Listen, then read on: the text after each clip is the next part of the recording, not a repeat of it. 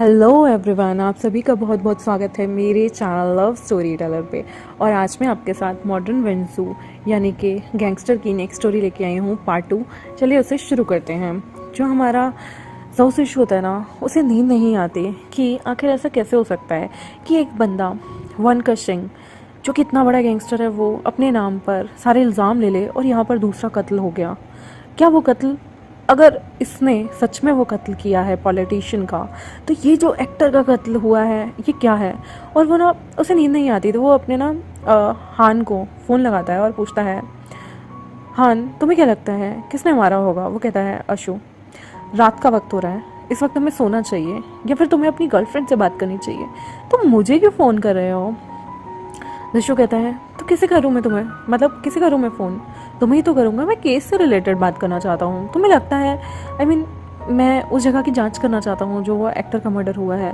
तो वो कहते हैं कि ओके, हम कल उस साइट पे जाएंगे, वहाँ पर जिस एक्टर का मर्डर हुआ है उस जगह को पूरा अच्छे से खंगाल लेंगे।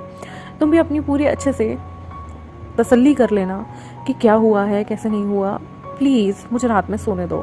ये बोल के हान फ़ोन काट देता है। हान के फ़ोन काटते ही जो कि उसका असिस्टेंट था, ज़ोज़िशु को फिर से नींद नहीं आती और वो मन में सोचता है ये वन कशिंग आगे चीज़ क्या है। और यहाँ पर वो ये सोचते सोचते उसे काफ़ी टाइम तक नींद नहीं आती, लेकिन वो सो जाता है और वो सुबह थोड़ा लेट उठता है। और यहाँ पर सुबह एक बंदा वन कशिंग से मिलने आता है। वन कशिंग से जो बंदा मिलने आया था वो और कोई नहीं, उसकी एडवोकेट होती है लियो चिंचाओ। लियो चिंचाओ वहाँ आती है और कहती है कि कैसे हो तुम। वन कशिंग उससे मिलता है और स्माइल करता है और कहता है, काम हो गया। लियो चिंचाओ कहती है, बिल्कुल वैसा ही जैसे हमने प्रेडिक्ट किया था, वो चीज़ें वैसे ही जा रही हैं, हमें कुछ करने की ज़रूरत भी नहीं है। तो वन कशिंग कहता है, बिल्कुल मैंने यही अंदाज़ा लगाया था और देखो ये चीज़ें हो गई। खैर अब तुम बताओ आगे क्या करना है। लियो चिंचाओ कहती है, अभी हमें कुछ दिन शांत बैठना चाहिए, अपने आप सब दूध का दूध और पानी का पानी हो जाएगा। और वैसे भी कितने बेवकूफ़ हैं यहाँ के लोग, वो लोग ये बातें कर रहे होते हैं। तभी वनकर सिंह कहता है, मेरी सिस्टर कैसी है। तो वो कहती है, गुशियांग अच्छी है। और वो पूछता है, मेरी मदर सोनागली कैसी हैं। तो वो कहती है, सोनागली भी अच्छी हैं, बिल्कुल परफेक्ट हैं और फिट एंड फाइन हैं। तो वनकर सिंह कहता है, तुम्हें पता है ना, मदर ने हम दोनों को अडॉप्ट किया, गुशियांग और मैं दोनों अनाथ थे, लेकिन मदर हम लोगों को बहुत प्यार करने लगी और उन्होंने हमें सड़क से उठाकर कितना बड़ा इंसान बना दिया। तो इसलिए तुम्हें उनका ख्याल रखना चाहिए। वो कहती है, मैं उन्हीं के कहने पे यहाँ आई हूँ, उन्हीं ने मुझे कहा है कि मैं एक बार पता कर लूँ कि तुम जेल में कैसे हो। मैंने सुना है एक सीबीआई ऑफिसर तुम्हारे पीछे पड़ा है, वो इस केस के बारे में जानना चाहता है और वो बहुत ज़्यादा एक्साइटेड है। इवन उसका असिस्टेंट हान, वो तो हर जगह सीआईडी करता फिरता है। आज वो लोग उस एक्टर की डेथ पे, तुमने सुना ही होगा जेल में कि उस एक्टर की भी डेथ होगी, जैसा हमने सोचा था बिल्कुल वैसी चीज़ें जा रही हैं। तो उस एक्टर की डेथ होने के बाद वो लोग वहाँ पे भी जाएंगे और वहाँ जाकर भी बहुत सारी चीज़ें खंगालेंगे। और वनकर सिंह कहता है, और उनके हाथ तब भी कुछ नहीं आना। कितने बेवकूफ़ है वो सीबीआई ऑफिसर, तुम्हें पता है वो मुझसे मिलना चाहता था। तो जो लियो चिंचाओ होती है वो कहती है, तुम मुझसे अभी नहीं मिल सकते, तुम्हें याद है ना हमारा क्या प्लान था, और तुम उससे जब भी मिलोगे उसके बाद सारी डिटेलिंग तुम मुझे बताओगे, उसने क्या पूछा, कैसे क्या हुआ। तो वो कहता है, ऑफ कोर्स, मैं इस दुनिया में सबसे ज़्यादा ट्रस्ट जिस पे करता हूँ वो गुशियांग और तुम हो। मदर अपने काम में बिजी रहती है, लेकिन मुझे पता है सबकी अपनी अपनी कोई ना कोई राज ज़रूर होते हैं, मदर के भी कुछ राज होंगे, लेकिन मुझे सबसे अच्छा लगता है जब मैं तुम पे और गुशियांग पे ट्रस्ट करता हूँ, क्योंकि तुम दोनों कभी मेरा ट्रस्ट नहीं तोड़ते। दुनिया का कोई इंसान भी ये ट्रस्ट तोड़ दे, और तुम वैसे ही मेरी दोस्त थोड़ी हो, आखिर हम कितने सालों से पार्टनर्स हैं, है ना पार्टनर। तो लियो चिंचाओ कहती है, ओ रियली, तुम्हें लगता है हम पार्टनर्स हैं। हाँ वनकर सिंह, तुम इतना भी नहीं समझते, मैं तुम्हें एडमायर करती हूँ, तुम काफ़ी कूल हो। तो वो कहता है, ओह प्लीज़ फ्लर्ट करना बंद करो लियो चिंचाओ, तुम्हें पता है मुझे लड़कियाँ पसंद नहीं। तो लियो चिंचाओ कहती हैं, हाँ मेरा ही लक ऐसा होना था, तुम्हें पता है मैं तुम्हें पसंद करती हूँ और यहाँ तुम्हें लड़के पसंद हैं। ओह मेरी किस्मत। तो वनकर सिंह हंसता है और कहता है, अब तुम कितने भी ड्रामे कर लो, अगर मुझे लड़के पसंद हैं तो मुझे लड़के ही पसंद रहेंगे, मुझे लड़की पसंद आ नहीं जाएगी। हाँ अगर तुम लड़का होती तो मैं सोचता, इसलिए तो तुम सेफ हो और मेरी दोस्त हो।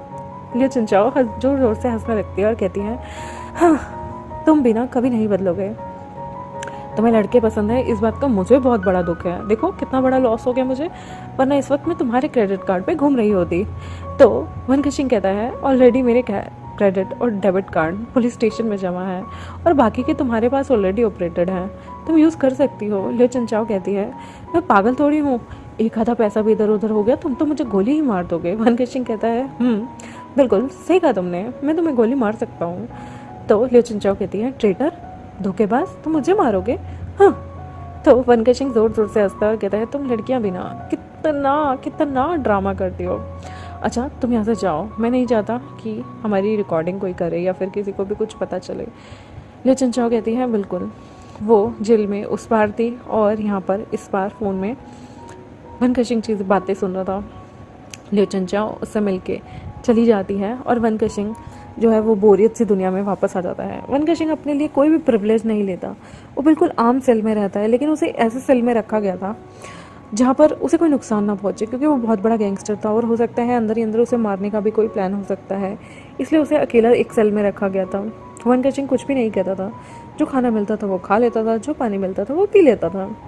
और यहाँ पर काफ़ी लोग जो हैं वो वनकशिंग के बर्ताव से, जो कि लोग इतना सुनते थे कि ये इतना बड़ा गैंगस्टर है, मार देता है, ये होता है वो होता है, वो उसके लुक से तो थोड़े डरते थे, लेकिन वैसे वनकशिंग उनके साथ नॉर्मल ही बिहेव करता था। यहाँ ज़ो ज़िशु वापस से उस साइट पे जाता है जहाँ वो एक्टर मरा था और वहाँ जाके तफ्तीश कर रहा होता है कि क्या है क्या नहीं, और वहाँ से वो बहुत सारे सैंपल्स कलेक्ट करता है जो कि जांच के लिए वो फॉरेंसिक में देता है। कुछ टाइम बीतता है और उसे पता चलता है फॉरेंसिक रिपोर्ट आते ही कि वो जो मर्डर हुआ है ना, वो मर्डर बिल्कुल एग्जैक्टली वैसे ही हुआ है जैसे उस पॉलिटिशियन को हुआ था और उसके पूरे ख़ानदान का। लेकिन दोनों मर्डर में एक चीज़ सिमिलर थी कि कहीं भी वनकशिंग का कोई भी निशान नहीं था, बल्कि ये इतना ब्रूटल तरीके से मारने का तरीका वो वनकशिंग के पुराने केसेस निकालता है कि अगर उसने कहीं कुछ किया है तो किस तरीके से किया, और वो जब मैच करता है तो वो कहता है ये तरीका वनकशिंग का नहीं है, ये तरीका किसी और ही बंदे का है और कोई और ही है जो ये कांड कर रहा है।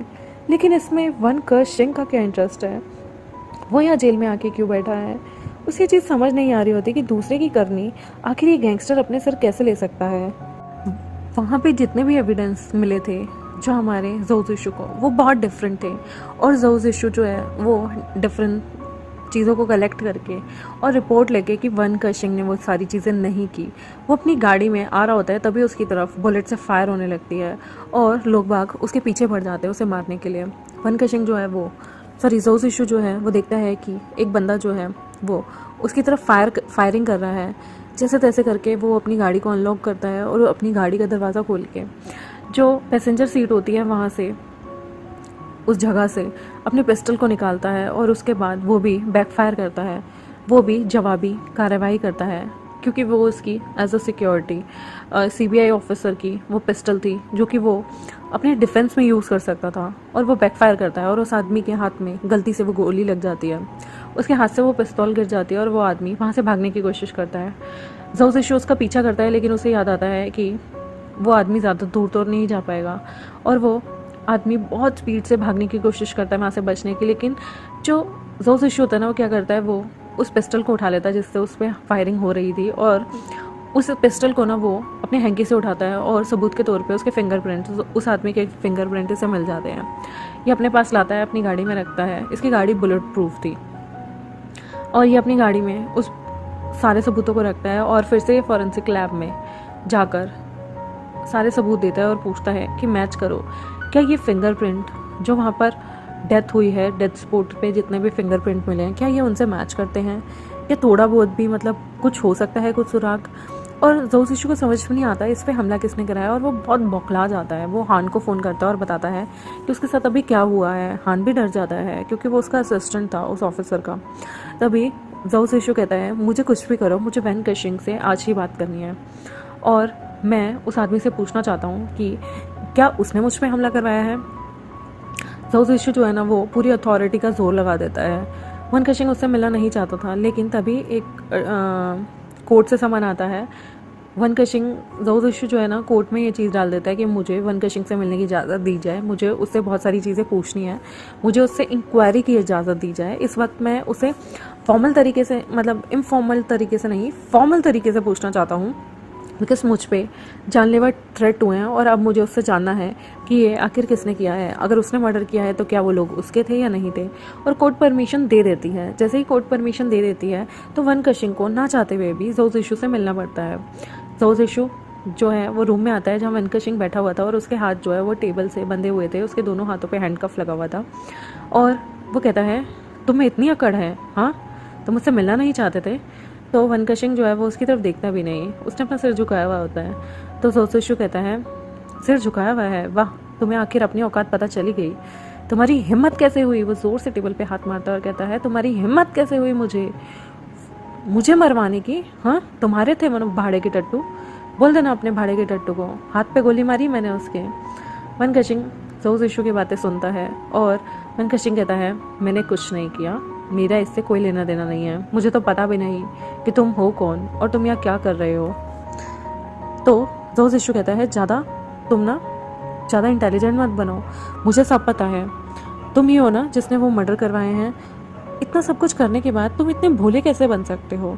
तुम यहाँ पर कह रहे हो कि तुम्हें नहीं पता, उस मर्डर से रिलेटेड है जब मैं फॉरेंसिक लैब से सबूत लेके आ रहा था, वहाँ पर मुझ पे हमला कौन करेगा। अगर वो तुम्हारे टट्टू नहीं है तो किसके हैं बताओ मुझे। और तुम पहले मुझे ये बताओ कि तुमने वो मर्डर कैसे किए, मैं जानना चाहता हूँ। वन कशिंग कहता है मैं भूल गया, मुझे भूलने की बीमारी है, तुम चाहो तो मैं अपना मेडिकल दिखा सकता हूँ। जोजिशु कहता है मेरे से फालतू की बकवास मत करो, मेरा दिमाग इस वक्त गर्म है, मुझे सच सच बताओ तुमने मुझे मारने के लिए क्या क्या प्लान किया है। वन कशिंग कहता है मैं तुम्हें क्यों मारूंगा, मुझे ये बताओ। जोजिशु कहता है तुम इसलिए मारोगे क्योंकि तुम जानते हो कि मैं तुम्हारा ये राज जानता हूँ कि ये मर्डर तुमने नहीं किया, लेकिन तुमने ज़रूर किसी ना किसी से करवाया होगा। तो अब मुझे चुपचाप बता दो कि तुम आखिर क्या प्लान कर रहे हो और अगला मर्डर तुम किसका करना चाहते हो, या फिर तुम्हारे मन में क्या प्लान था, तुमने उस बंदे को क्यों मारा। जोजिशु कहता है, वन कशिंग कहता है तुम्हें क्या जानना है, तुम जो भी जानना चाहते हो तुम्हें शायद पता ना हो, मुझे भूलने की बीमारी है। एक्चुअली कुछ टाइम से मुझे ये भूलने की बीमारी हो गई और मैं भूल जाता हूँ अगर मैं जो भी करता हूँ। जोजिशु कहता है मुझे पागल मत बनाओ, मुझे गुस्सा आ जाएगा। और वो ज़ोर से टेबल पे हाथ मारता है और उसे इतना गुस्सा आ रहा होता है, वो बिल्कुल अपना मुक्का ना बिल्कुल वन कशिंग के मुंह के पास ले जाता है, लेकिन वो जानता था कि वो इस तरह से कुछ कानून नहीं तोड़ सकता था, तो वो पीछे कर लेता है और कहता है कि मैं नहीं चाहता मैं तुम्हारे इतने अच्छे हैंडसम फेस को तबाह कर दूँ। तभी वन कशिंग के अंदर का लड़का जाग जाता है और वो कहता है तुम्हें मेरा फेस हैंडसम लग रहा है, हाँ वैसे तुम भी काफ़ी हॉट हो, क्या कभी किसी लड़के के साथ सोए हो। ये बात सुन के तो जोजिशु को इतना गुस्सा आता है ना, वो कहता है तुम्हारा दिमाग ख़राब हो गया है, मैं किसी लड़के के साथ क्यों सोऊंगा। वन कशिंग कहता है तुम्हारी बॉडी तो बहुत हॉट है, वैसे काफ़ी सेक्सी भी हो, शक्ल भी तुम्हारी काफ़ी सुंदर है, और ये चश्मा जो तुमने लगाया है काफ़ी सूट कर रहा है तुम पे। वन कशिंग का ये फ्लर्ट देख के ना जोजिशु को और गुस्सा आता और कहता है मैं कोई लड़की नहीं हूँ जिससे तुम फ्लर्ट कर रहे हो। वन कशिंग कहता है मैं किसी लड़की से फ्लर्ट क्यों करूँगा। जोजिशु कहता है क्योंकि तुम लड़के हो। वन कशिंग कहता है बट मुझे लड़के पसंद हैं। तुमने बहुत कुछ पता लगाया लेकिन तुमने ये नहीं पता किया कि वन कशिंग यानी कि मैं घोस्ट माफिया, मुझे बॉयज़ में इंटरेस्ट है, I am a gay. Oh please अब तुम ये मत कहना कि तुम्हें गे पसंद नहीं। जोजिशु कहता है मुझे गे से कोई फ़र्क नहीं पड़ता, तुम गे हो, तुम लेस्बियन होते या फिर तुम कुछ भी होते, लेकिन मुझे ये जानना है तुमने मुझ पे क्यों तुमने मुझ पे हमले कराए हैं, किस लिए, क्या वजह थी, तुम मुझे क्यों मारना चाहते हो, मैंने तुम्हारा क्या बिगाड़ा है। उल्टा मैं तो ये कहता हूँ कि मैं तो तुम्हें यहाँ से फारुक कराना चाहता हूँ क्योंकि मैं जानता हूँ तुमने वो मर्डर नहीं किए हैं। वन कशिंग हंसता है और बोलता है अगर मुझे पता होता तुम इतने हैंडसम दिखते हो मैं तब भी तुम्हें नहीं मरवाता। अगर तुम मेरे साथ कुछ बुरा भी कर दो तो सोचो, अच्छा मैं तुम्हें जानता ही नहीं तो मैं तुम्हें क्यों मरवाऊंगा। ना तुम मुझसे कभी पहले मिले हो, ना तुम मुझे जानते हो, ना मेरा तुम्हारा कोई लेना देना है। और जब तुम मेरी मदद कर रहे हो तो तुम खुद सोचो, मैं इतना बेवकूफ़ नहीं हूँ कि तुम पे गोलियाँ चलवाऊँ, किसी बाहर वाले का काम होगा। और अगर तुम मुझे इनोसेंट प्रूव करना चाहते हो तो सोचो, जो गिल्टी है, अगर तुम्हें लगता है कोई और गिल्टी है तो वो भी तो तुम्हें मरवाने की कोशिश कर सकता है क्योंकि तुम मुझे इनोसेंट प्रूव कर रहे हो।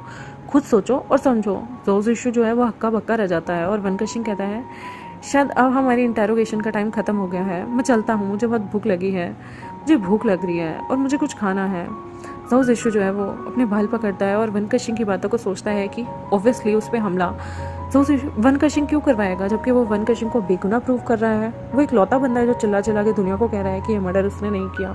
तो मतलब जिसने जिसने मर्डर किया है वो कातिल ज़ाओ ज़िशु को चुप कराना चाहता है। ज़ाओ ज़िशु जो है अब समझ जाता है कि वन कशिंग ने पक्का मर्डर नहीं किया, लेकिन किया किसने है, आखिर कौन है वो इंसान जो ये मर्डर के पीछे है।